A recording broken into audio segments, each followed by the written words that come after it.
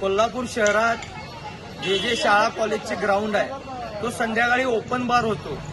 अनेक टोळकी तिथे येतात. संध्याकाळी दारू पार्ट्या, जेवण पार्ट्या होतात. त्या काचा तिथेच दारू पार्ट्या झाल्यावर त्यांच्या धिंगाणाहून पुढून जातात.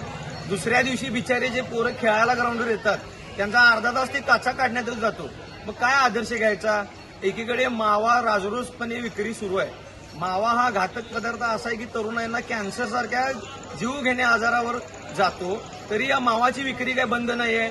आज असं नको की आम्ही खोटं बोलतोय, तर आम्ही गुगल टॅग लावून हे सगळे फोटोग्राफी करून आणले.